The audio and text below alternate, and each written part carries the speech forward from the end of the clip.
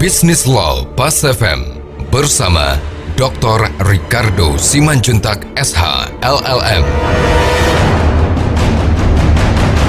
Mitra bisnis, hari ini kita akan membahas tentang waralaba. Kalau kita bicara waralaba, kembali saya katakan tadi, intinya adalah blueprint of proven success. Jadi ada provennya, bukan sukses gitu, tapi proven. Nah, yang membuat saya sering kadang-kadang suka agak bingung adalah ketika kita bicara tentang proven success, yang sebenarnya saya harap di peraturan pemerintah nomor 35 2024 ini harusnya lebih mendapat penekanan, tapi ternyata enggak. Kenapa? Karena proven success itu dianggap telah dapat disimpulkan dari satu aktivitas berbisnis yang umurnya hanya 3 tahun dengan pembuktian laporan 2 tahun. Nah, saya kadang-kadang berpikir, kalau orang baru berbisnis 3 tahun, kira-kira bagaimana dia bisa menyimpulkan ya? Karena kan yang disebut dengan proven success itu adalah satu proses panjang yang tidak hanya dihadapi pelaku bisnis dari keberhasilan, tapi juga dari satu proses jatuh bangun gitu. Ada satu buku saya baca bahwa waktu minimum untuk membuktikan atau untuk masuk kepada analisa ke konsep proven success tadi itu adalah minimum 6 tahun.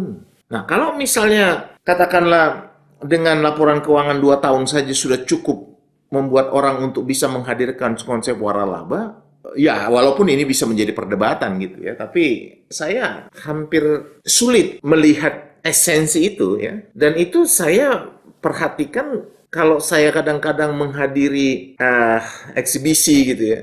Saya kadang-kadang nggak bisa bedakan ini sebenarnya waralaba atau distribusi gitu. Kadang-kadang terasa seperti kesempatan berbisnis melalui perjanjian distribusi atau kerjasama bisnis gitu. Karena kadang-kadang kalau kita lihat dengan mudah, kadang-kadang kita lihat bahwa kesempatan bisnis yang dibungkus dengan waralaba itu nggak sedikit lahir dari satu proses di mana kopi itu juga termasuk kepada kita menjual produknya. Nah, kalau kita menjual produknya, berarti kan sebenarnya kan lebih pada sifat distributif kan. Karena kalau kita bicara tentang pembentukan produk yang menjadi bagian dari waralaba, maka tidak terlampau bisa dibangun bahwa si penerima waralaba itu wajib untuk menjual bahan jadi dari si pemilik waralaba. Atau dia dalam membuat produk tadi harus menggunakan raw materials atau bahan-bahan yang disuplai oleh pemilik waralaba. Itu akan lebih masuk kepada kesepakatan distribusi. Jadi pemilik waralaba hanya memberikan satu gambar di mana dalam proses pembentukan katakanlah produk tadi itu akan menghasilkan satu produk yang dalam temuan dari pemilik waralaba, produk tadi akan memiliki kekhususan. Dan dalam pengalaman pemilik waralaba,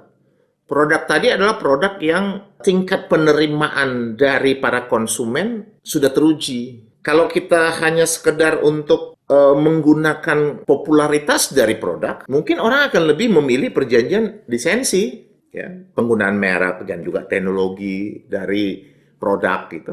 Orang akan sekedar menggunakan perjanjian lisensi. Saya katakan tadi bahwa lisensi distribusi itu adalah satu kombinasi yang memang satu alternatif yang ketika dipindahkan kepada satu proses waralaba lebih konsolidatif gitu. Jadi dia bersihkan banyak faktor. Jadi tidak hanya sekedar lomba-lomba unik, lomba-lomba aneh, enggak. Tapi juga, maka saya katakan tadi, adalah proven, dan itu juga dijelaskan dalam PP 35 tahun 2004, ya, bahwa dia memang harus terbukti berhasil, proven. Demikian pembahasan kita hari ini. Saya Ricardo Simanjuntak untuk Bisnis Law Pas FM.